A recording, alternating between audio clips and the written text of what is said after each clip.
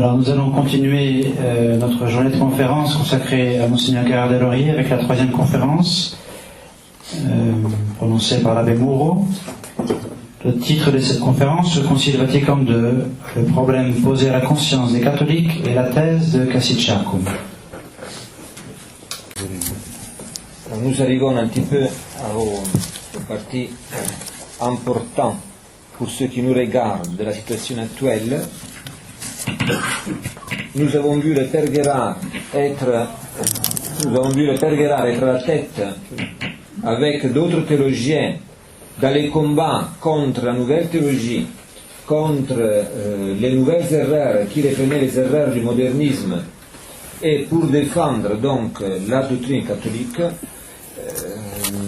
J'ai oublié de vous dire quelque chose, mais enfin on ne peut pas tout dire, mais entre autres par exemple que dans ces discussions suivies à la Mystici Corporis de Pie XII, les discussions qui ont suivi dans le Père Garrigou-Lagrange qui écrivait sur l'Angelicum, la revue thomiste qui était publiée donc en France, tous les deux disaient les mêmes erreurs et souvent les mêmes personnes, comme le Père Bouillard, le Père de Lubac aussi. Et ce qui est intervenu ensuite fut le même Pie XII, que dans son discours aux Jésuites il condamna la nouvelle théologie, et puis quelques années après, dans Humani Generis, il condamna, sans citer les noms, mais condamna certaines phrases de Lubac et d'autres auteurs. Donc le Père Garrigou-Lagrange et le Père Gérard étaient au centre de ce combat doctrinal. Nous avons vu après, avec la nouvelle messe, que tout de suite le Père Gérard a pris position pour la vraie messe, pour la Sainte Messe, contre cette nouvelle introduction d'un rite qui n'est pas un rite de l'Église, et puis est arrivée la question de l'autorité. Lorsque ceux qui ont vécu cette époque, ces moments-là, se rappellent que même les fidèles, après avoir décidé, les laïcs, les prêtres, de refuser la nouvelle messe, de faire des sacrifices pour organiser des centres de messe, la question, tout le monde se l'est posée. Mais comment se fait qu'on est arrivé à cela? Ou comment se fait que Paul VI, plutôt que nous défendre, il prend le parti des autres? Comment se fait de cela? De plus, ceux qui suivaient le Concile Vatican II reprochaient aux traditionnalistes, entre guillemets, vous dites d'être traditionnaliste, vous voulez être plus vertueux que les autres, eh bien pourquoi vous ne commencez pas par donner le bon exemple et obéir aux directives de Paul VI? Voilà un petit peu les gros questions auxquelles il fallait trouver une réponse. Il fallait non trouver, mais enfin il fallait voir qui avait raison et qui avait tort. Et le Père Gérard donc commença à analyser les choses, et évidemment la présence de ce nouveau rite et le fait que la vraie messe était pratiquement persécutée mettait en jeu tout de suite l'autorité de Paul VI, car tout cela se faisait parce que Paul VI le voulait, le permettait. Et donc de là, avec son esprit logique et lucide, le Père Gérard tout de suite a compris l'essence du problème, le noyau du problème, c'était l'autorité de Paul VI. La nouvelle messe, elle a été entrée en vigueur le premier dimanche d'Avent de 1969, donc fin novembre 1969. Le bref examen critique remonte à la fête de Dieu de 69, et nous avons un témoignage de l'abbé de Nantes qui raconte que chez lui, à Saint-Par-les-Vaudes, en juillet 69 de la même année, il y a eu une réunion de plusieurs prêtres. Ils sont rendus chez lui l'abbé Philippe Rousseau, le prêtre mexicain Sáenz y Arraga, qui s'était posé déjà aux erreurs du Concile Vatican II, l'abbé Coache, et puis le père Gérard de Laurier, plus un laïc de Versailles, Alain Tilloy. Et selon le témoignage de l'abbé de Nantes et des religieux, les prêtres qui vinrent lui rendre visite soutenaient l'invalidité de la nouvelle messe et aussi le fait que le siège, il n'y a pas de pape sur un siège. Et que le père Gérard affirmait déjà que le cardinal Montini n'est pas pape. Donc, nous pouvons voir ici un petit peu déjà l'intuition du rapport étroit qu'il y a dans l'Église catholique entre les lois, la foi, les lois qui sont promulguées, les choses qui sont demandées de croire et l'autorité d'où elles proviennent. Or, dans la bibliographie dont nous avons parlé aujourd'hui de certains de ces ouvrages, nous allons parler de la dimension de la foi, les dimensions de la foi publiées en l'édition du Cerf en 1952. Cet ouvrage, qui encore aujourd'hui, même beaucoup de personnes disent un ouvrage capital pour comprendre l'acte de foi, le père Gérard analysait un petit peu l'acte de foi. Et lorsque nous faisons chacun de nous notre acte de foi, nous disons, mon Dieu, je crois tout ce que vous avez révélé, et que la Sainte Église nous propose à croire. Et le père Gérard a expliqué, évidemment d'une manière très profonde, comment est-il nécessaire faire l'acte de foi. Comment, si vous voulez, structurer notre âme, lorsqu'elle doit adhérer à une proposition qui vient du bon Dieu. Alors, lorsque je dois adhérer à une proposition qui vient d'une personne quelconque, c'est quand me dit, je suis allé en Australie et j'ai vu les kangourous, ils sont grands comme ça et larges comme ça, eh bien, si cette personne est une personne sérieuse, digne de foi, j'adhère à son témoignage, même si je n'ai jamais vu dans ma vie comment sont faits les kangourous. Eh bien, ça c'est pour l'acte de foi humaine. Pour l'acte de foi divine, il y a quelque chose de plus. Pour l'acte de foi divine, tout d'abord, il y a une chose très importante, que les choses que Dieu me propose à croire ne sont pas des choses d'histoire, de géographie et d'autres sciences, mais sont des choses qui regardent notre salut éternel. Tout ce que Dieu nous révèle, c'est pour notre salut éternel. Deuxièmement, lorsque Dieu parle, étant donné qu'il est notre Créateur et nous sommes ses créatures, nous avons tous l'obligation de croire à la parole de Dieu. Et nous ne pouvons pas douter de ce que Dieu nous dit. Donc, non seulement nous ne pouvons pas ne pas croire, mais en plus, nous ne devons même pas douter, mais tout de suite, nous devons embrasser la parole de Dieu, ce que Dieu nous a révélé. Certaines d'entre vous, quand on lit dans l'Écriture sainte, lorsque dans les déserts, les Juifs s'étaient révoltés contre Moïse parce qu'il n'y avait plus d'eau, et Dieu dit à Moïse de prendre son bâton et de frapper sur le rocher, parce que là il y aurait eu de l'eau, et Moïse a frappé le rocher, mais il a frappé deux fois, probablement par un petit doute qu'il a eu dans sa conscience. Eh bien, l'eau a jailli quand même, mais Dieu a puni Moïse de ce petit doute qu'il a acquiescé, parce qu'il lui a dit qu'il ne serait pas pénétré dans la terre promise. Nous n'avons pas le droit de douter de la parole de Dieu.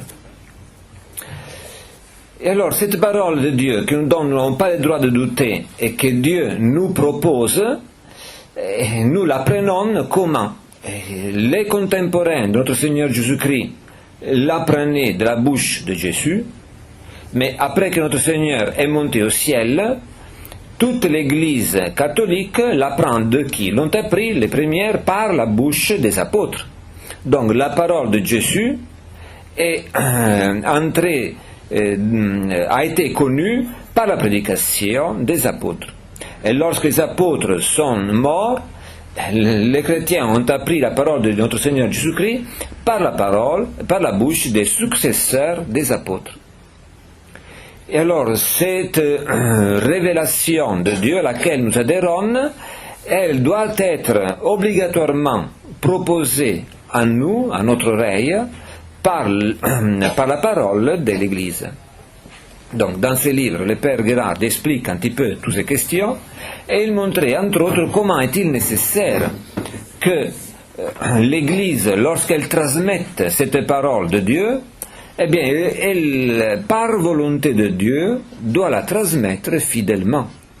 Il n'est pas possible qu'il y ait la moindre ombre d'erreur dans cette transmission de la part de l'Église, car sinon, plutôt que l'Église nous véhiculer la parole de Dieu qui nous est nécessaire pour notre salut éternel, l'Église nous véhiculerait une erreur qui nous empêcherait de faire notre salut, et alors nous autres les fidèles, nous n'aurons pas d'autres moyens pour savoir ce qui est bien, ce qui est mal, ce qui est vrai, ce qui est faux, pour notre salut éternel. Et Dieu laisserait notre esprit dans une doute si profonde. Alors Dieu serait plus le bon Dieu, Dieu nous rendrait la vie impossible, la vie chrétienne impossible. Or ça c'est un blasphème, ce n'est pas possible. Par volonté de Dieu, étant donné que Dieu a voulu créer cette Église pour qu'elle soit le canal pour nous autres d'apprendre quelles sont les vérités révélées, par volonté de Dieu, cette Église, lorsque elle joue ce rôle, lorsqu'elle accomplit ce rôle d'être canal de sa révélation, Dieu lui-même la préserve de toute erreur. De manière que, disait le pape Léon XIII, s'il y aurait jamais une erreur dans la transmission que fait l'Église de cette vérité, eh bien, cette erreur, on devrait donner la responsabilité à Dieu lui-même et non à personne d'autre. Voilà donc que le Père Guérard disait donc que lorsque nous faisons l'acte de foi, que nous disons « je crois à toutes les vérités que Dieu a révélées, je crois qu'il y a trois personnes en Dieu, je crois que dans l'Eucharistie il y a vraiment notre Seigneur Jésus-Christ présent ». Eh bien, dans cet acte de foi dans lequel nous disons « je crois », implicitement, nous croyons aussi à l'Église qui nous a transmis ces vérités. Car sinon, jamais j'aurais pu les apprendre et savoir, jamais j'aurais pu savoir qu'elles étaient révélées par Dieu lui-même. Donc, dans l'acte de foi, il y a les deux choses qui sont conjointes, et ça, par volonté de Dieu, croire à ce que Dieu a révélé, croire à la transmission infaillible, opérée, faite par l'Église. En beaucoup d'autres ouvrages, le Père Guérard, parlant d'une chose et d'une autre, est revenu sur cela. Il y a une opuscule qu'on m'a donné la photocopie dans laquelle il parle un petit peu le Père de la médiation de la Sainte Vierge. Eh bien, il fait un parallèle, entre autres. Il dit comme pour nous, pour connaître les vérités révélées, nous avons besoin de la médiation de l'Église pour que nous puissions acquérir la foi, avoir la foi. Ainsi, pour toutes les autres grâces, nous avons besoin de la médiation de la très Sainte Vierge Marie, car c'est par elle que nous allons recevoir toutes les grâces de notre vie. Donc, le Père Guérard en parlait longtemps sur cet acte de foi, structure de l'acte de foi, comment nous pouvons faire correctement l'acte de foi. Alors, nous ne serons pas étonnés que lorsque Paul VI, en l'occasion de la promulgation de la nouvelle messe, le Père Guérard tout de suite, il a dit, eh bien, s'il proclame cela, c'est le signe qu'il n'a pas l'autorité. Le Père Guérard, comme un bon théologien, il a cherché à pénétrer dans la vérité, à ne pas s'arrêter au fait, à la chose, il cherche à en savoir davantage. Eh bien, nous disions tout à l'heure, il y a eu la nouvelle messe qui a déclenché un petit peu la réaction du monde traditionnaliste, qui a déclenché un petit peu aussi toutes ces recherches théologiques. Et dans l'analyse de la situation, on peut dire que face à toutes ces nouvelles réformes, nous trouvons en face de plusieurs positions qu'un catholique peut avoir aujourd'hui. On peut avoir les catholiques qui dit pour moi, Paul VI, Jean-Paul II, Benoît XVI sont les papes, et alors j'accepte tout ce qu'ils disent. Voilà, j'ai un pape vivant, un magistère vivant, je ne me pose pas trop de problèmes, et donc je vais suivre tout ce qu'ils disent.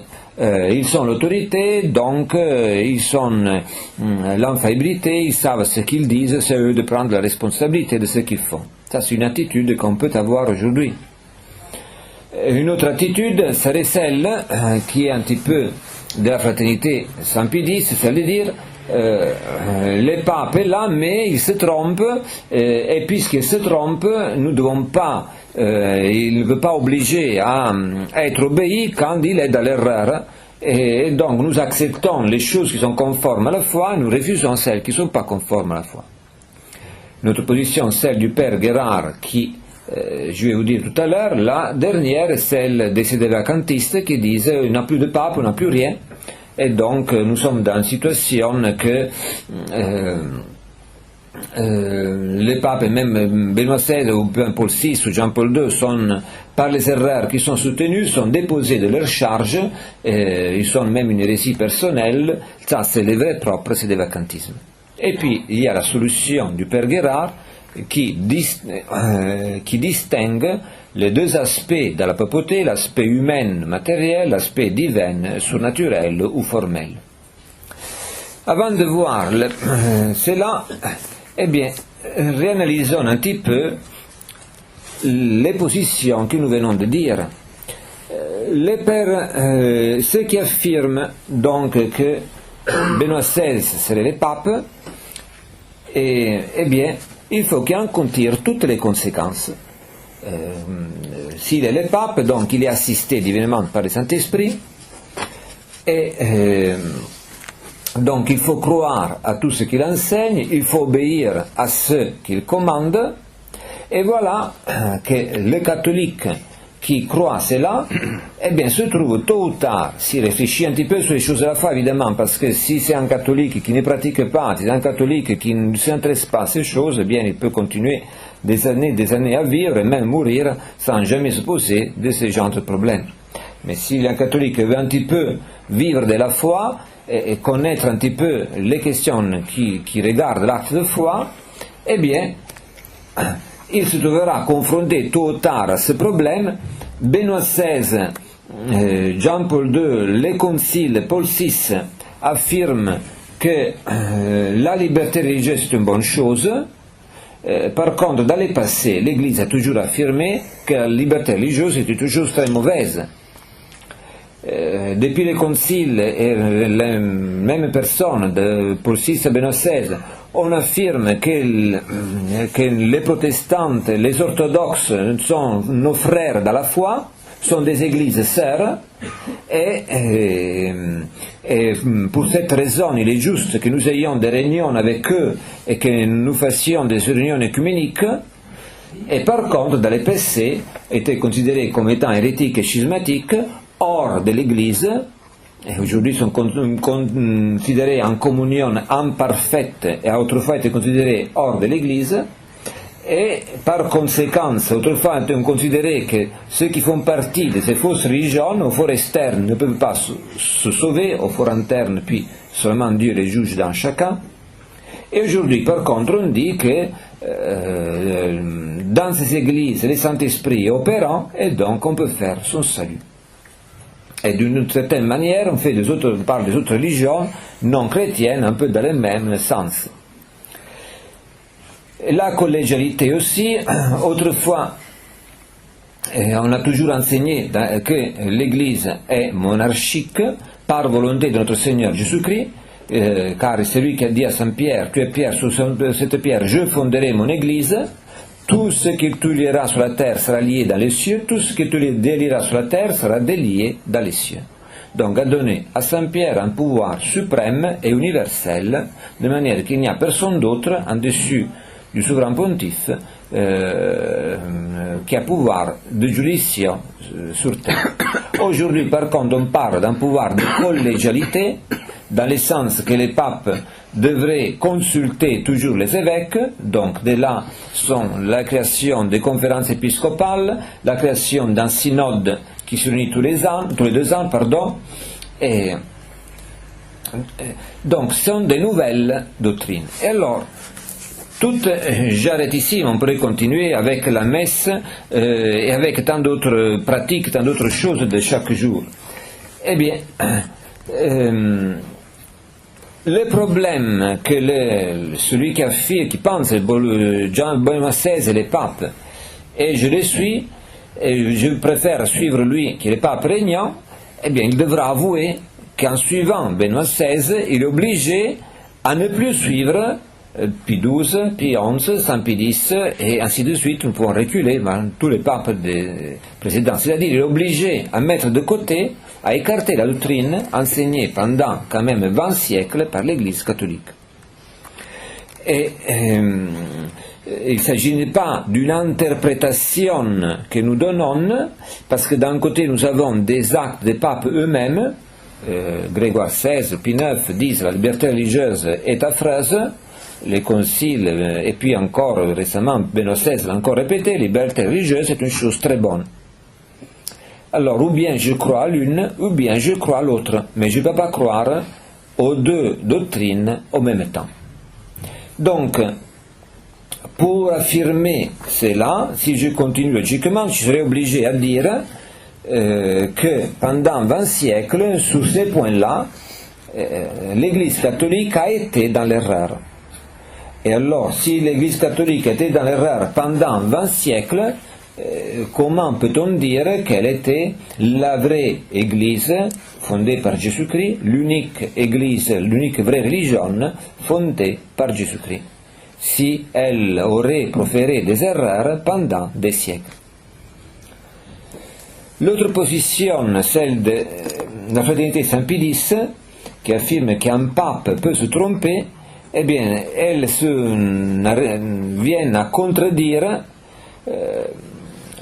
une vérité de foi qui est toujours pratiquée, c'est-à-dire l'infaillibilité du pape, l'infaillibilité de l'Église, c'est-à-dire des évêques unis avec les papes.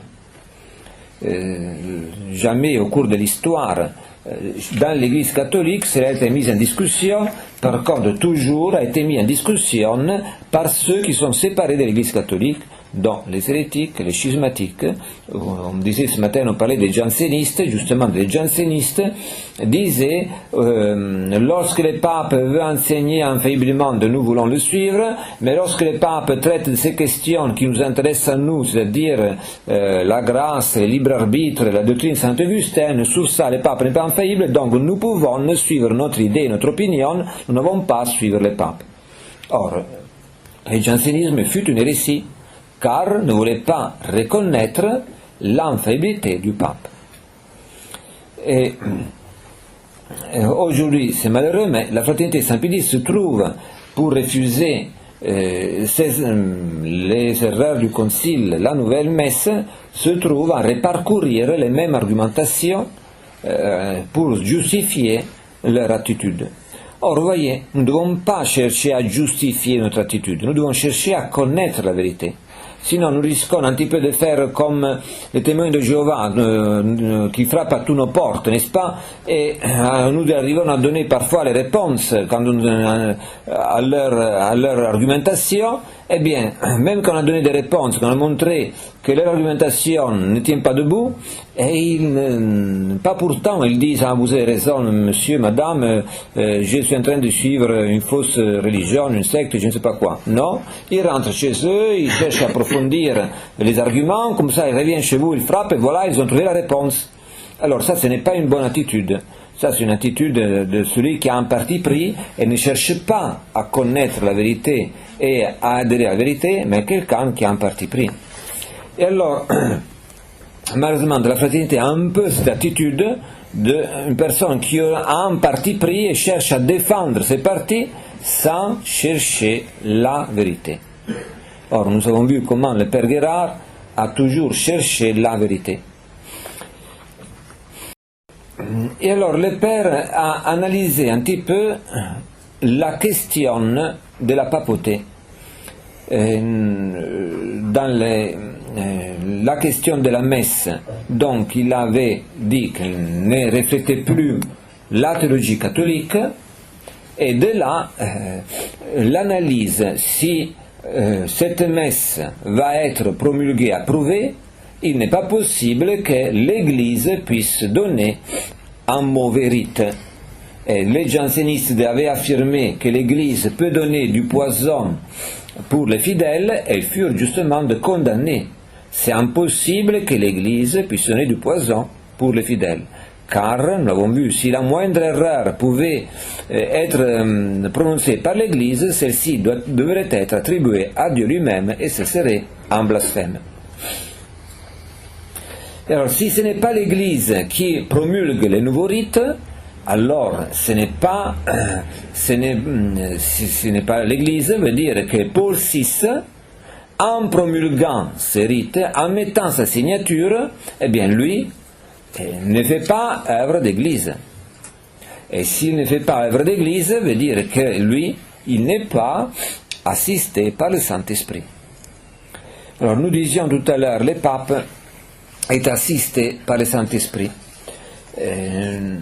Lorsque quelqu'un est élu pape, il reçoit l'autorité de la part de Dieu. En quoi consiste la différence entre les papes et tout autre chrétien, même les saints? Eh bien, qu'un saint, même s'il a une vie très sainte, même sans juste sera nommé docteur de l'Église, eh bien, un saint peut toujours se tromper. Il aura une grande sainteté, mais une erreur peut toujours lui échapper. Même les saints commettaient des péchés véniels, même les saints, on devait se confesser. Ce qui contradistingue les papes est le fait a quelque chose que les autres n'ont pas. Il ne s'agit pas d'une grâce sainteté particulière, il ne s'agit pas d'une culture particulière, ce sont des choses que s'il y en a, tant mieux, bien sûr, on est tous contents, mais c'est ce qu'on appelle un charisme par lequel lui reçoit ce pouvoir de la part de Dieu, qui le constitue chef de l'Église, et avec le pouvoir, il est assisté par le Saint-Esprit, de manière que dans son enseignement, dans son gouvernement, il n'échappera pas à quelque chose qui pourra être nuisible au salut des âmes. Le Saint-Esprit n'est pas donné au pape pour enseigner des vérités de science naturelle, mais il est donné pour qu'il puisse enseigner la foi et la morale d'une manière sans erreur. Alors, ça c'est un petit peu le dogme de l'infaillibilité, la vérité de l'infaillibilité, que toujours a été pratiquée, vécue, enseignée dans l'Église au cours de 20 siècles, et puis tout le monde sait, c'est le Concile Vatican I en 1870 qui l'a défini. Oui, ça c'est une définition solennelle en plus qui a été nécessaire pour tantes circonstances, mais c'était une vérité vécue, pratiquée depuis 20 siècles. Car depuis 20 siècles, les papes commandent, les catholiques obéissent, les non-catholiques, les hérétiques, les charismatiques n'obéissent pas, mais les catholiques ont toujours obéi aux ordres du pape et sont toujours crus aux enseignements du pape. Nous rappelons toujours un petit peu l'exemple des évêques d'Afrique, quand l'Afrique était chrétienne, qui avaient pendant 5 conciles déclaré sur d'eux-mêmes que les baptêmes donnés par les hérétiques étaient invalides, puis ils ont envoyé leur décision à Rome pour être approuvés, et le pape les a cassés, disant non, c'est pas vrai, c'est faux ce que vous dites, un baptême, même s'il est donné par les hérétiques, s'il est donné comme il faut, il est valide. Et les évêques acceptèrent tous, Saint Cyprien était aussi parmi les évêques qui ont signé cela, en sang qui pourtant s'était trompé, eh bien, le pape a tranché, tout le monde a obéi, tout le monde a cru à ce que le pape avait décidé. Et alors, le père Guérin a cherché un petit peu à analyser, comme le théologien que nous avons connu, qu'il distinguait l'être et l'essence, qu'il distinguait dans les erreurs de Teilhard de Chardin, cet évolutionnisme, qu'il répondait aux erreurs sur la grâce, etc. Donc nous avons dû quand même à un moment donné arrêter le nombre de ces ouvrages. Eh bien, il s'est plongé sur ces questions dont il était quand même déjà avait étudié dans le passé dans ce fameux livre. Et il a analysé un petit peu la personne du pape dans l'Église lorsqu'il y a un vrai pape dans l'Église. Et par les exemples, les choses sont plus faciles. Le même Père Guérard nous donne l'exemple de Pie XII. Le cardinal Pacelli est réuni dans les conclaves. Il est élu pape. Eh bien, le fait qu'il est élu pape, n'est pas encore pape. Il faut qu'il dise oui. Je me permets de faire un autre exemple qui est encore plus clair, parce que c'est celui de l'élection de Saint Pie X. Eh bien, lorsque Saint Pie X fut élu pape, bien, les cardinaux sont réunis dans les conclaves. Donc les cardinaux sont les personnes qui dans l'Église catholique ont l'autorité pour nommer un cardinal, parce que ce n'est pas n'importe qui, pour nommer un pape, ce n'est pas n'importe qui élise un pape. Donc ce sont les personnes qui ont les titres d'électeurs, qui ont le pouvoir d'élire. Eh bien, ils sont réunis dans ces conclaves, ils sont élus Giuseppe Sarto, qui était à l'époque patriarche de Venise, et après l'élection, Giuseppe Sarto a répondu non. Alors, est-ce qu'il était devenu pape de l'Église? C'est clair, non. Et pourtant, il y avait un conclave réuni légitimement, ils ont bien voté avec la division de vœux qu'il fallait, mais la personne élue a refusé. Alors de là, nous pouvons quand même déduire certaines choses, que pour qu'il y ait un pape dans l'Église, il faut que les personnes qui ont le droit de voter se réunissent, il faut qu'ils lisent la personne qui peut être élue, et il faut que la personne élue accepte l'élection. Tout cela, c'est la partie humaine de la papauté. La partie humaine parce que dépend des hommes. Alors bien sûr, cette élection humaine peut être faite avec bonne volonté, c'est-à-dire que tout le monde cherche le mieux, ce qui est pour l'Église, donc on cherche vraiment de la personne la plus haute, la meilleure. Peut être fait avec moins bonne volonté, parce qu'on cherche une solution aux différents courants entre les personnes qui peuvent être élues, donc on cherche un accord. Peut être fait d'une manière très mauvaise, parce qu'on cherche d'autres choses, des intérêts des uns et des autres. Ça, c'est la partie humaine qui est gouvernée par la Providence, comme tous les actes humains qui se font ici sur Terre, humainement, naturellement. Nous arrivons au point que la personne élue est élue. La personne qui est élue peut dire non, et donc l'élection ne vaut rien, il faut en faire une autre. Les personnes peuvent rester un moment à réfléchir pour savoir si dire oui ou non. Eh bien, si la personne reste là à réfléchir, dans ce moment-là, eh bien, on ne va pas faire notre élection. On attend quelques minutes, quelques temps, pour qu'il se décide. Ce qui arrive entre autres à pour Pie X. Ce n'était pas lui qui resta à Clément, mais fut les cardinaux, parce qu'à la deuxième élection, il continua à refuser. Et alors, puisqu'il avait refusé, quand même, les autres cardinaux, voyant que c'était quand même ça la bonne solution, sont permis d'insister. S'entêter quand même, vous voyez pas un signe de la Providence, des fois l'élection, que le bon Dieu veuille cela, et puis disent qui disait non, je ne vais pas, je ne peux pas, je ne dois pas, et les autres ont encore insisté, et aux insistances, à la fin, puis dit c'est une croix pour moi.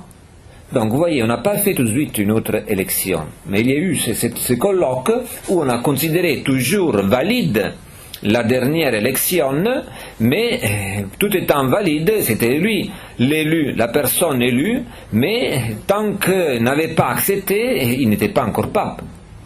Et alors, il a dit, pour moi c'est une croix, il voulait dire, nous le savons, qu'il a accepté, mais ce n'était pas explicite, il fallait dire clairement, et alors voilà que le cardinal Camerleng lui a posé la question, accepter oui ou non le pontificat. Et alors là, il a dit oui. Et lorsqu'il a dit oui, à ce moment-là, il est devenu le pape, c'est-à-dire le chef de l'Église, c'est-à-dire il a reçu l'autorité de la part de Dieu, il a reçu l'assistance du Saint-Esprit qui lui donne aussi le charisme de l'infaillibilité, donc il est devenu le pape de l'Église.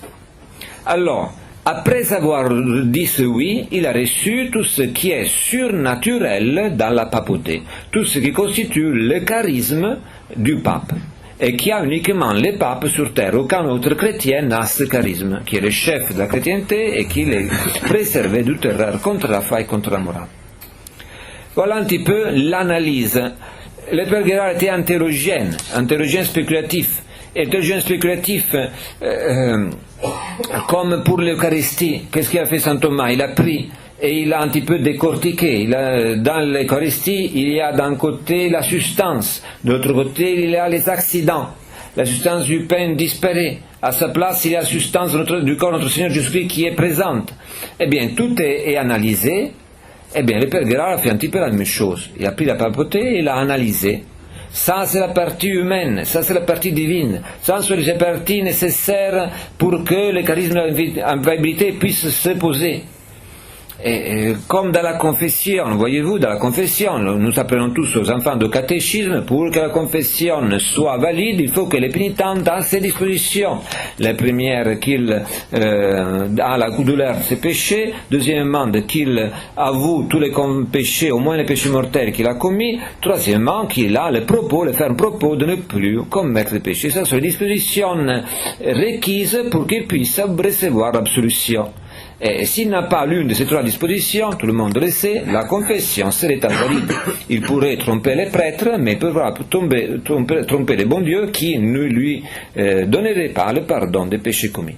Puis il y a d'autres dispositions pour que la confession soit intègre, l'examen de conscience, la pénitence, mais enfin ces trois-là sont les trois dispositions qui sont requises pour recevoir validement le sacrement de la confession. Et pour la papauté, nous trouvons un petit peu des conditions qui sont requises pour que la papauté soit présente, qui soit requise du côté de la personne élue. Donc la personne élue soit catholique, élue du conclave, élue par les personnes qui ont les titres, qui ont le pouvoir d'élire. Voilà toutes les conditions humaines, que la personne élue accepte l'élection qu'il vient de recevoir, qu'il dise le fameux oui, qu'il dit Pidis, mais son oui, qu'est-ce qu'il veut dire? Son oui doit être un oui non seulement fait avec les lèvres, mais un oui qui signifie une intention antérieure. Qu'est-ce que c'est cette intention? Il ne s'agit pas là de l'intention des sacrements, comme je disais tout à l'heure, il s'agit de quelque chose de différent. Le oui doit signifier que la personne accepte tout ce que le pontificat comporte dans l'Église catholique. Et qu'est-ce que c'est cela? Ce n'est pas des choses très difficiles à dire. Tu dois accepter que dans son pontificat, il doit chercher la gloire de Dieu, il doit chercher le salut des âmes. Ce sont les deux dispositions antérieures que le sujet élu doit avoir pour que puisse recevoir de la part de Dieu le pouvoir suprême dans l'Église. Et je disais tout à l'heure, il faut que son oui soit oui non seulement avec les lèvres, mais aussi avec son intention. Parce que s'il dirait oui avec les lèvres et pas avec son intention, il pourrait là aussi tromper les personnes qui l'écoutent, mais il ne trompera pas le bon Dieu qui lit dans notre cœur et dans notre conscience. Le pape Pie XII avait donné un exemple semblable, pas tout à fait égal, mais semblable. Il avait, dans les circonstances de son époque, il avait imaginé qu'il y a le conclave, donc à sa mort, il pouvait mourir, et que soit élu une personne qui ne soit pas prêtre, ne soit pas évêque. Eh bien, il disait, Pie XII, justement, de l'élection est valide. La personne en question, même s'il est laïque ou même s'il est prêtre, il ne serait pas encore évêque, eh bien, il a le pouvoir de juridiction, il a l'autorité de l'Église. Mais il faudra que quand même soit consacré évêque, car c'est normal que le pape ait les primats, non seulement de juridiction, mais aussi les primats dans les sacrements de l'ordre, donc l'épiscopat comme tous les évêques ici sur terre. Donc il faut qu'il soit sacré évêque. Et puis XII avait ajouté, il faut qu'il soit sacré dans les 30 jours qui suivent son élection. Et si après les 30 jours qui ont suivi son élection, la personne n'est pas sacré évêque, et alors si dans les 30 jours qui suivent son élection, la personne ne s'est pas fait sacré évêque, son élection tombe. Parce que c'était la condition pour que son élection soit valide, qu'il dise oui et qu'il a l'intention de se faire sacrer dans les 30 jours qui suivent. Alors de là, nous pouvons, avec un petit effort, mais enfin c'est pas très compliqué, nous imaginer un peu un cas, je ne dis pas d'un film policier, mais enfin d'un cas que se peut réaliser, la personne, mettons élu, soit ou laïque ou prêtre, et alors il est élu, par un conclave réuni comme il faut, avec toutes les personnes attitrées pour élire, que la personne dirait oui, je vais devenir pape, mais dans son cœur il ne veut pas devenir évêque. Alors il dit oui, je voudrais bien devenir évêque, mais on va organiser la chose la semaine prochaine, dans 15 jours, etc. Alors tout le monde pense qu'il est vraiment pape, tout le monde fait acte de soumission, pensant que son oui dit par les lèvres corresponde à son intention interne, et puis les semaines passent, les 15 jours passent, le mois passe, et il n'est pas sacré évêque. Une fois que le mois est passé, et si le premier jour il n'y avait que Dieu qui connaissait son cœur, 30 jours après, tout le monde va savoir, va connaître qu'en réalité son intention n'était pas vraie. Son oui était dit par les lèvres, n'était pas dit par son intention. Et donc, son élection, 30 jours près, tombe. Mais en réalité, dès les premiers jours, il n'avait jamais reçu l'autorité de la part de Dieu, parce que Dieu, lisant dans son cœur, voyant qu'il n'avait pas les dispositions pour recevoir cette autorité, il ne lui a pas donné l'autorité. Il n'a jamais devenu pape, même si personne était au courant ici sur terre dans l'Église. On peut imaginer, on doit penser que, selon l'analyse que le Père Gérard a fait, eh bien, c'est qui a dû se réaliser. Si nous commençons dans les points de départ, si Paul VI, si Jean-Paul II, si Benoît XVI affirment des propositions contradictoires à ce que l'Église a enseigné dans le passé, il n'est pas possible que le Saint-Esprit se contredise, car le Saint-Esprit est esprit de vérité, la vérité ne change pas. Les philosophies modernes affirment que la vérité évolue, change au cours des siècles, mais la vérité ne change pas comme Dieu ne change pas. Nous les hommes changeons, mais Dieu ne change pas. Et donc, cette vérité qui ne peut pas changer, le Saint-Esprit ne peut pas se contredire. Si Benoît XVI contredit Pie XII ou Pie XI ou les autres papes précédents, eh bien c'est le signe qu'il n'est pas assisté par le Saint-Esprit. Et alors, ce point, disait le Père Gérard, c'est un point qui engage notre acte de foi. Parce que je dois croire à ce que l'Église nous propose à croire, et ceux qui proposent à croire Benoît XVI sont malheureusement des erreurs, et alors je ne dois pas croire à ce que Benoît XVI propose à croire. Et je suis obligé à ne pas à refuser d'y croire pour garder la foi en ce que l'Église a toujours enseigné. Si je veux croire que l'Église de Jésus-Christ est l'unique Église sur terre et la vraie religion, je suis obligé à ne pas croire ce que le Concile Vatican II enseigne, ce que Paul VI, Jean-Paul II, Benoît XVI ont dit et ont fait dans leurs actes œcuméniques. Parce que je ne veux pas adhérer à deux propositions contradictoires au même moment, par la logique de l'esprit humain. Je ne veux pas croire blanc et noir au même moment. Et c'est le premier point qui engage notre acte de foi. Je me rends compte que Benoît XVI donc n'est pas assisté par le Saint-Esprit, n'est pas l'autorité dans l'Église, et ensuite je me pose la question, mais comment se fait, vu qu'il a été nommé par un conclave réuni validement, vu que les personnes, etc., l'ont élu, vu qu'il a dit oui, il est apparu sur le balcon de Place Saint-Pierre, et voilà, et tout le monde l'a acclamé comme étant le pape, eh bien, comment se fait? Et voilà que le Père Gérard, comme tout bon théologien, cherche à pénétrer dans les vérités révélées pour avoir une connaissance plus profonde de ce que nous savons déjà. Alors si je sais, par la foi du charbonnier, qu'il n'a pas l'autorité, n'a pas l'assistance du Saint-Esprit, eh bien là je peux savoir un peu plus C'est-à-dire que même si les conclaves étaient réunis validement, il a dit oui, mais quelque chose a manqué en lui pour recevoir l'ultime disposition pour être pape, c'est-à-dire le charisme. Il lui manquait l'intention de chercher la gloire de Dieu, le salut des âmes. Intention qui, il n'a pas dit, mais nous le voyons par les actes, ces actes montrent que cette intention est absente.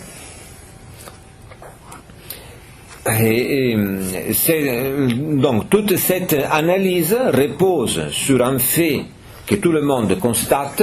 Benoît XVI, sur certains points, contredit la doctrine enseignée par l'Église avant et repose tout simplement sur la foi, sur l'infaillibilité de l'Église et la nécessité dans notre acte de foi de nous appuyer sur l'Église. Voyez-vous, la fraternité Saint-Pédis qui nous a donné un peu à nous tous cette habitude de faire un acte de foi sans considérer l'Église. Nous sommes habitués un petit peu à raisonner, j'ai ma vie de chrétien sans l'Église. J'ai pourvu d'avoir ma messe dimanche, j'ai mon catéchisme pour mes enfants, mais je n'ai pas besoin de l'Église. Or ça, ce n'est pas un esprit chrétien, ce n'est pas un esprit catholique. Je répète, c'est un peu un esprit janséniste qui séparait les fidèles de leur autorité. Or, le pape, comme dit Sainte Catherine de Sienne, est le doux vicaire de Jésus-Christ sur terre. Et alors, nous ne pouvons pas, d'une manière orgueilleuse, nous séparer de lui et faire un moins de lui, ou penser que notre vie catholique, une vie de catholique, puisse se faire sans la soumission vers le pape et sans dépendre de lui dans notre acte de foi. Et étant ainsi les choses, on peut se poser la question, mais alors, la vie de l'Église, comment l'Église peut continuer à exister dans une situation pareille? Or, il est vrai que c'est une situation grave, une crise grave, mais d'autre part, ça ne nous étonne pas, vu que déjà Saint-Pédis avait bien dit que le modernisme était une des crises plus graves, ou la plus grave qu'il avait eue au cours de l'histoire. Et la nouvelle théologie, le progressisme sont les enfants du modernisme, et donc il ne faut pas s'étonner qu'ils sont déclenchés cette crise affreuse. Comment est-il possible que l'Église continue? Alors, l'Église, pour pouvoir continuer, nous savons, il y a les deux aspects de l'Église, l'aspect de la mission que nous avons vu tout à l'heure, c'est-à-dire le salut des âmes, et c'est pour ça que le Père Gérard a dit qu'il est nécessaire de consacrer des évêques aujourd'hui, et il y a l'aspect de la juridiction, car notre Seigneur Jésus-Christ, c'est lui qui a fondé l'Église avec une hiérarchie. Et Jésus lui-même a dit, entre autres, que cette hiérarchie est perpétuelle. Je serai avec vous jusqu'à la fin du monde. Donc il y a une perpétuité de la hiérarchie, perpétuité avec continuité sans interruption, depuis Saint Pierre jusqu'au dernier des papes, lorsque ça viendra la fin du monde, il n'y aura plus rien. Et cette continuité veut dire que de l'un à l'autre, de Saint Pierre au suivant, du suivant, il y a un lien qui doit faire cette continuité, et ce lien ne doit pas être interrompu, car si jamais il y a une interruption, alors les successeurs, ne seraient plus les successeurs du précédent. Pourquoi Pie XII est le successeur de Pie XI? Parce que Pie XI avait l'autorité, et lorsqu'il est mort, ses électeurs étaient les gens qui avaient reçu, ceux qui sont restés comme électeurs de Pie XII, c'était les gens qui avaient le titre reçu par Pie XI et reçu par Benoît XV, reçu par Pie X, reçu par Léon XIII, etc. Et nous pouvons remonter toute la lignée, avaient les titres pour élire un nouveau pape dans l'Église.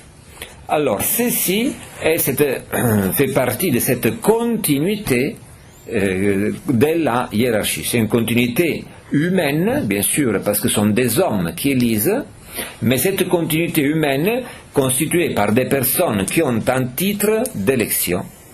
Et alors là, maintenant, nous rentrerons dans des distinctions d'ordre juridique un peu spécifiques, mais lorsque Pie XII est mort, les personnes qui ont élu Jean XXIII avaient les titres d'élire les papes suivantes. Les titres en quelque chose qui se reçoit, si vous voulez, humainement. Et donc Jean XXIII a pu donner les titres à ceux qui ont élu Paul VI, etc. Cela fait partie du côté humain de l'Église. Alors c'est triste de savoir que des gens qui parfois profèrent des erreurs et même de profèrent des hérésies puissent avoir le titre d'être lecteurs, mais cela c'est le côté, si vous voulez, humain dans l'Église.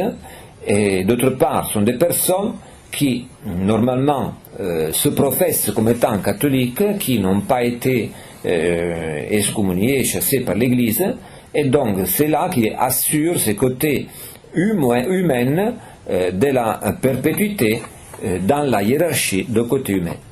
Pour ce qui regarde les côtés divins, eh bien nous sommes en absence de pape.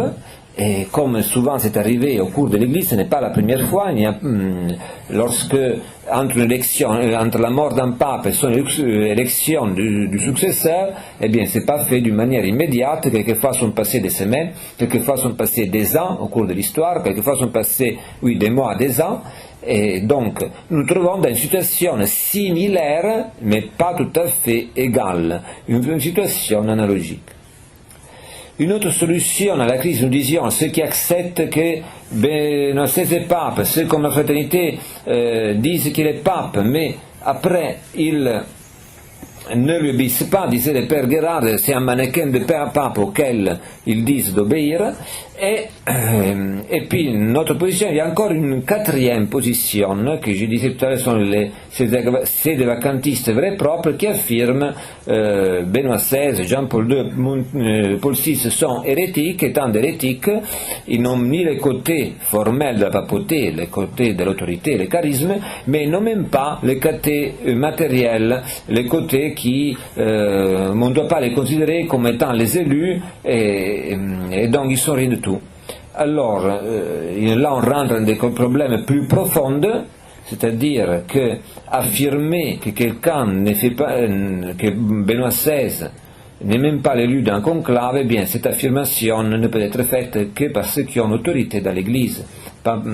Deuxièmement, pour la faire, cette affirmation, il faut justement avoir l'autorité ou bien se baser sur le fait que la personne soit hérétique, mais pour dire qu'elle soit hérétique, il faut la considérer au sens strict canonique, et personne de nous a autorité pour faire une déclaration pareille.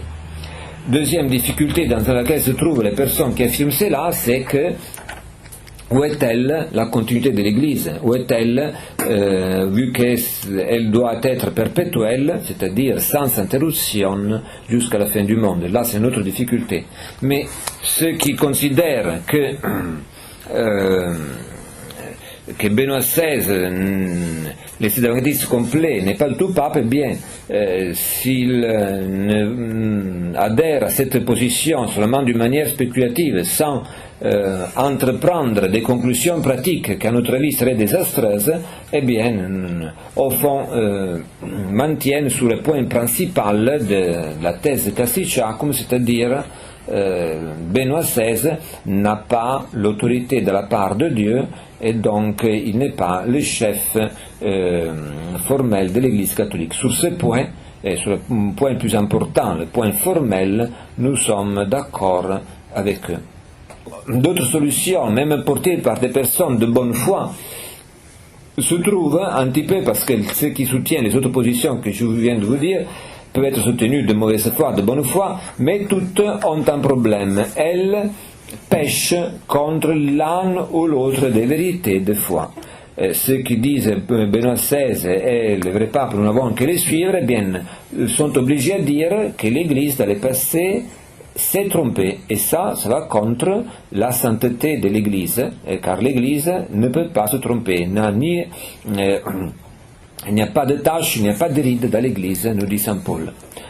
Et ceux qui suivent la fraternité Saint-Pédis sont obligés à dire qu'un pape, vrai pape, peut se tromper, et cela va contre la vérité de l'infaillibilité, et se retrouvent réunis aux jansénistes.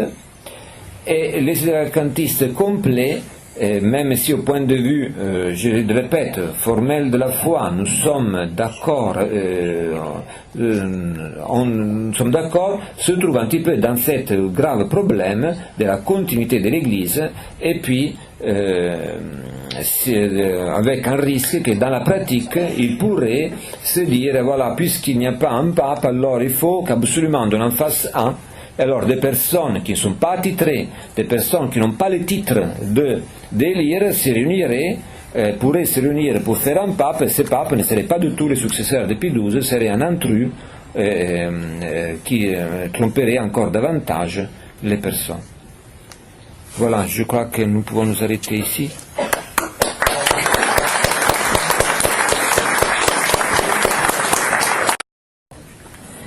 Alors, monsieur l'abbé, une première question.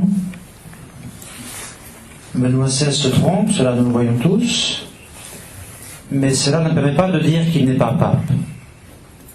Simplement, peut-être qu'il ne veut pas être infaillible, il ne veut pas engager son charisme de l'infaillibilité, ou bien peut-être qu'il a une notion viciée de ce qu'est le bien, de ce qu'est l'agir, à cause de toutes ces philosophies idéalistes, allemandes, kantiennes, bref, il a la tête qui n'est pas bien faite. Donc il n'agit pas comme il faut, mais enfin ça n'engage pas à l'infaillibilité, mais ça ne lui enlève pas le titre de pape. Qu'en pensez-vous? Alors, quant à l'intention subjective de Benoît XVI, cela disait le père Guérard au sujet de Paul VI, cela n'entre même pas en jeu. Parce que, quoi qu'il en soit de ses intentions objectives, disait le père Guérard, ça se regarde lui, ça se regarde le bon Dieu qui lit dans son cœur, mais ça ne nous regarde pas nous, parce que nous sommes les fidèles. Ce qui regarde à nous autres est de savoir s'il est oui ou non le successeur de Saint-Pierre, s'il est oui ou non le vicaire de notre Seigneur Jésus-Christ. Et pour être le vicaire de Jésus-Christ, pour être le successeur de Saint-Pierre, il est nécessaire que dans son âme il y a ses dispositions et qu'il les manifeste d'une manière objective.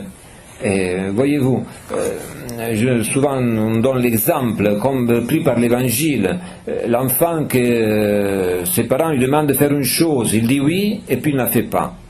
Et un autre enfant, les parents lui disent de faire telle autre chose, il dit non et puis il la fait. Qui est celui qui obéit? Évidemment c'est le deuxième, car c'est le fait objectif qui montre l'intention, bien plus que les paroles. Et quoi qu'il en soit donc, de ses intentions, de ses convictions, s'il agit de bonne foi, s'il agit de mauvaise foi, disait à propos de Paul VI, le père Guérard, il pourrait être un libéral qui fait beaucoup de tort, il pourrait être par contre de très bonnes intentions au point qu'il soit même un martyr dans son cœur, etc. Ça se regarde lui, ça se regarde le bon Dieu. Par contre, pour nous, ce qui regarde nous autres, est savoir si oui ou non il a l'autorité. Et donc, pour avoir l'autorité, il est nécessaire que certaines conditions objectives soient accomplies. Pour ce qui regarde de l'infaillibilité, eh bien, l'infaillibilité, c'est un argument très long à être exposé.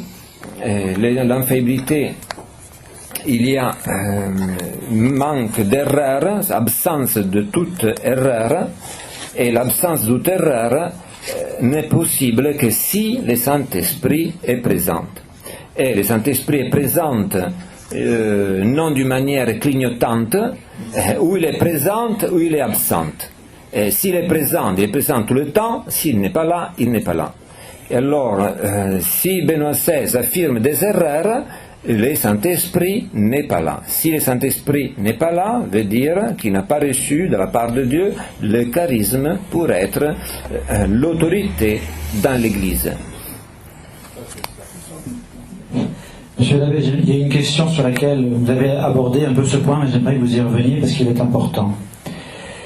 Pouvez-vous nous expliquer comment un pape matérialitaire, qui n'a pas l'autorité pontificale donc, pourraient cependant faire de vrais cardinaux et ou promulguer de nouvelles dispositions pour la tenue du conclave. Là, je disais qu'on rentre dans des questions spécifiques juridiques et je ne voudrais pas ennuyer tout le monde. Ceux qui ont fait des études de droit connaissent qu'il y a dans les droits la possession, par exemple, j'ai tel bien, j'ai une maison, et il y a dans les droits les titres à une possession. Les titres, on les comprend mieux dans les charges. Par exemple, quelqu'un qui est dans l'église, dans l'État, on a un petit peu les titres. Quelqu'un qui doit devenir évêque de Paris, quelqu'un qui doit devenir le préfet de telle ville, eh bien, il reçoit la nomination auparavant. Monsieur Antel, Monsieur Dupont sera le préfet de Lyon à partir du 1er décembre. Très bien. Donc il reçoit la lettre. Qu'est-ce qu'il reçoit? Il reçoit le titre pour devenir préfet de Lyon ou évêque de Lyon à partir du 1er décembre. Actuellement, il n'est pas évêque de Lyon. Donc actuellement, il ne peut pas commander. Il n'a pas le droit de commander. Mais à partir du 1er décembre, il pourra commander. Si les chefs de l'État, si le pape change d'idée d'ici au 1er décembre, selon les normes du droit qu'il faut respecter, sauf bien sûr qu'il faut respecter, alors avant de nommer toute autre personne à la place de ce préfet, de cet évêque, il faut envoyer une autre lettre dans laquelle on lui fait connaître, on lui communique que le titre qu'il avait reçu est déçu et donc ne vaut plus rien. Il faut annuler le titre qu'il a reçu.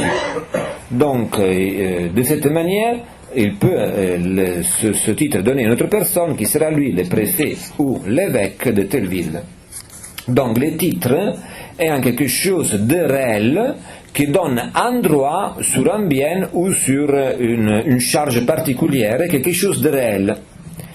Or, pour la transmission des titres dans l'Église catholique, étant donné que cette transmission des titres est une question qui est humaine, nous la voyons aussi dans l'État, dans cette transmission des charges, comme vous venez de dire, et dans l'Église est ce qui correspond au côté humain voulu par notre Seigneur Jésus-Christ, parce que Pie XII nous enseigne dans le Mystici Corporis que par volonté de Jésus-Christ, l'Église a les deux aspects, humain et divin, naturel et surnaturel à la fois. Et les deux ne doivent pas les confondre, les deux sont faits pour être ensemble, mais chacun est un petit peu parfait dans son genre. Eh bien, la transmission du titre pour la charge dans le diocèse et pour l'élection, c'est-à-dire pour être cardinal si vous voulez, eh bien c'est là choisir telle personne pour que lui devienne cardinal ou que pour lui devienne un jour évêque de tel diocèse, c'est là fait partie du côté humain de l'Église. Il n'est pas nécessaire, si vous voulez, l'intervention du Saint-Esprit du côté surnaturel dans cette transmission du titre. Nous arrivons forcément à des questions un peu plus délicates, mais enfin c'est le jeu aussi des questions qui vous permettent d'intervenir. Monsieur l'abbé, quid de la bulle de Paul IV qui permet, je cite, à n'importe quel fidèle de constater l'hérésie d'un pape et de lui refuser toute autorité? Est-elle toujours valable d'une manière ou d'une autre? Pourquoi ne le serait-elle pas? J'abrège un petit peu. Donc la bulle de Paul IV dit que quelqu'un, un petit peu comme c'était le cas de la personne qui avait été élue et qui n'était pas évêque, qui devait devenir évêque, eh bien, après il n'est pas sacré évêque. Alors le fait qu'il n'est pas sacré évêque, tout le monde le voit, tout le monde le sait, parce que les chefs de l'Église, une personne publique, ses actes sont publics, ne sont pas cachés, ne sont pas occultes.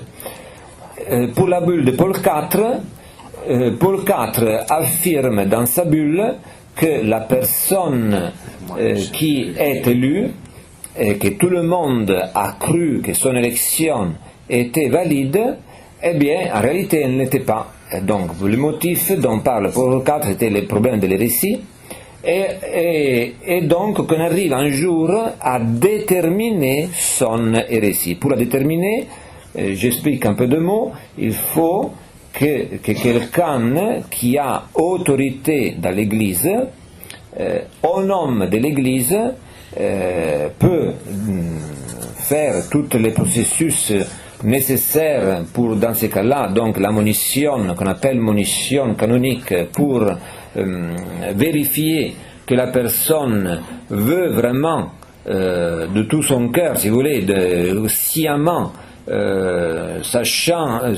professer une doctrine qui est différente, opposée à celle de l'Église catholique, doctrine que l'Église catholique lui présente officiellement avec autorité par les personnes qui ont d'autorité sur elle. Alors à partir de ce moment-là que l'autorité de l'Église est intervenue, le fameux pape, cru pape par tout le monde, maintenant son hérésie vient de devenir manifestée par quelques membres de l'autorité, de la hiérarchie de l'Église, et alors à ce moment-là, ce membre de l'autorité, de la hiérarchie de l'Église, non seulement détecte, manifeste son hérésie, mais aussi le déclare comme n'étant pas validement, comme n'étant pas être le pape. Donc, comme on disait dans l'analyse faite par le père Guérard, non seulement la partie formelle, il n'avait jamais reçu, parce que Dieu disait dans son cœur, il ne devait pas donner l'autorité, mais aussi la partie humaine, celui qui est l'autorité dans l'Église peut le déclarer comme étant déchu de cette autorité, de cet côté matériel d'être l'élu d'un conclave, et donc après pourvoir pour l'élection dans notre personne. Quant à l'élection d'un pape, je disais tout à l'heure, peuvent être faits d'une manière très bonne par les cardinaux qui désirent vraiment de le bien de l'Église, le salut des âmes. On parlait il y a quelques jours à l'élection qui a porté sur le trône Saint Pie V, était possible grâce au fait que Saint Charles Borromée, qui pourtant n'était pas un petit peu de son courant, a décidé de voter pour lui et puis quelques autres cardinals qui étaient liés à lui. Eh bien, cela s'est fait parce que tout le monde, à ce moment-là, cherchait le bien de l'Église en dessus de quelques courants de pensée, façon de faire qu'ils pouvaient voir entre eux, et cela nous a donné un saint pape. Donc, cet choix peut se faire saintement, peut se faire moins saintement. Ce qui est très important est que la personne élue, après, veuille faire le bien de l'Église. Je cite souvent les cas de Saint Vigile. Saint Vigile fut élu pape, évidemment pas du tout d'une manière sainte. Il professait en cachette une hérésie. Là, il était patriarche de Constantinople, de mèche avec l'empereur. Le pape avait condamné l'hérésie, et lui, en cachette, continuait à la professer. Le pape est décédé, il est venu à Rome pour l'élection. Il est devenu pape grâce à la pression de l'empereur et de l'impératrice. Donc, tout pouvait pas laisser penser que maintenant il aurait continué son œuvre de répandre l'hérésie. Eh bien, heureusement pour l'Église, c'était juste le contraire. Là, le Saint-Esprit est intervenu. Quelque part, dans son intention, quelque part devait être droite, parce que les faits constatable par tous nous disent qu'après il a commencé à combattre l'hérésie, et évidemment l'empereur n'était pas content et donc il est mort martyr. Encore une autre question. En quoi la thèse de Cassicciacum maintient la visibilité et l'indéfectibilité de l'Église, puisque, je cite, d'après le catéchisme, l'Église visible, c'est celle qui a la foi, les sacrements et la hiérarchie légitime. Et oui, mais maintenant il y a une crise comme jamais nous l'avons eue dans l'Église catholique. Et tout ce qui normalement est fait pour être ensemble, les choses que vous me disiez ce matin dans l'épiscopat, il y a les pouvoirs d'ordre, les pouvoirs de juridiction qui sont faits pour être ensemble. Malheureusement, dans la situation actuelle, nous sommes obligés d'avoir des évêques qui ont les pouvoirs d'ordre et qui n'ont pas les pouvoirs de juridiction pour continuer l'œuvre de la sanctification des âmes, du salut des âmes, qui est primordial pour l'Église. Alors, dans la situation actuelle, si nous regardons la hiérarchie de l'Église, c'est tragique de le dire, disait le père Guérard, me brûle les lèvres, mais cette hiérarchie matérielle sont eux qui constituent quand même ceux qui un jour peuvent acquérir l'autorité dans l'Église. Donc, même d'une manière minimale, d'une manière matérielle, il assure cette continuité dans l'Église. Quand par contre les côtés spirituels, surnaturels, tels que les sacrements et l'enseignement de la foi, eh bien, c'est que les prêtres qui cherchent de faire cela dans cette situation, donc la fidélité à la foi, la fidélité au sacrement, et de là donc les évêques qui partagent les opinions pour cette continuité. Encore une question, M. l'abbé. Certains sédévacantistes indiquent qu'il n'y a pas eu de pape pendant 70 ans pendant le grand schisme d'Occident. Et pourtant, l'Église a continué sans pape, qu'il soit matérialitaire ou formalitaire. Est-ce vrai? Non. Quelle est votre position sur ce sujet? Il y a eu toujours un pape. Il y avait un vrai pape et un deuxième qui n'était pas pape. Non, M. Labemour, il a raison de dire qu'il y avait un pape qui était celui de Rome, n'est-ce pas, de l'obédience romaine. Mais je voulais dire une autre chose, c'est-à-dire une chose qui est intéressante à mon avis, puisque notre cas n'est pas le même de celui du grand schisme, mais il y a une ressemblance. Et certains théologiens ont fait l'hypothèse seulement, que aucun des trois papes fut le véritable. Ce n'est pas impossible puisque, disent-ils, étant donné qu'aucun d'entre eux ne voulait résoudre le schisme, ils pouvaient ne pas avoir justement l'intention voulue, donc de procurer la fin de l'Église, le bien de l'Église. Mais même dans ce cas-là, l'Église n'a pas été... Donc M. Labemour disait il y avait un vrai pape, et c'est vrai, donc ce n'est pas de l'obédience de Rome. Mais même dans le cas où il n'y en avait pas eu, c'est même intéressant cette hypothèse, puisque nous avons vu que le grand schisme a été de fait fermé par un conclave qui a élu Martin V, dans lequel ont participé non seulement les cardinaux de l'obédience romaine, mais même les cardinaux et certains évêques des autres obédiences. Et alors ceux justement qui disent mais ce n'est pas possible que des cardinaux nommés par un pape matérialitaire puissent élire, et ils ont un argument pratique facilement constatable par tout le monde dans ce cas. C'est-à-dire que, à supposer que les trois papes ne le fussent pas, ni l'un ni l'autre, ni le troisième, et donc les cardinaux et les évêques résidentiels nommés par eux ne le fussent pas non plus, ils avaient tous un titre coloré, au moins apparent juridique, comme Labemour a expliqué avant, pour pouvoir participer au conclave. Et ça a été le seul moyen de s'en sortir d'ailleurs. Donc à mon avis, il ne faut pas mépriser cela, il faut comprendre que cela est nécessaire pour la continuité de l'Église. Et justement, comme Labemour a dit aussi, la visibilité se retrouve malgré tout, et ça brûle les lèvres de le dire, dans les occupants matériaux des sièges, et parce que ce sont eux seulement qui pourront justement par une élection qui nous donnera un véritable pape, résoudre canoniquement le problème qui se pose. Que pour cela il faille une intervention divine, comme pour la conversion de Saint Paul, je pense que c'est assez probable, plus que probable, mais cela, c'est pas à nous de le savoir. La visibilité dans les sacrements, c'est l'un des caractères qu'il faut, mais ce n'est pas le principal. Normalement, quand on parle de visibilité, on parle justement, on fait allusion à l'axiome de saint Ambroise, ubi Petrus sibi ecclesia, n'est-ce pas? Où est-il Petrus, puisque, alors où est-elle l'Église? Il faut qu'elle soit reconnaissable, voilà, c'est tout. Évidemment, c'est dans les sacrements aussi et dans le baptême, bien sûr. Mais pas seulement. Monsieur l'abbé, le sujet suspecté d'hérésie pourrait également manifester sa pertinacité dans l'hérésie au fort externe et public par un aveu public. Comme par exemple, l'Église enseigne blanc et moi je crois et enseigne noir, relativement à une question de foi divine. Dans ce cas, ne doit-on pas reconnaître que les monitions ne sont pas absolument nécessaires pour conclure à l'hérésie? Oui, c'est-à-dire qu'en d'apostasie, C'est un cas d'apostasie, ça. Quelqu'un qui se fait musulman. Ou s'il dit qu'il est vrai, s'il le dit. Oui, mais ils ne l'ont pas fait, hein.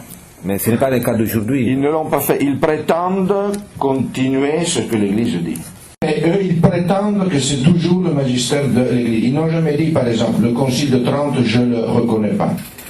Ou bien, telle définition de l'Église, je la refuse. C'est seulement dans ce cas qu'il y aurait un aveu public et officiel d'hérésie, n'est-ce pas? Ceux qui ne font pas, n'est-ce pas?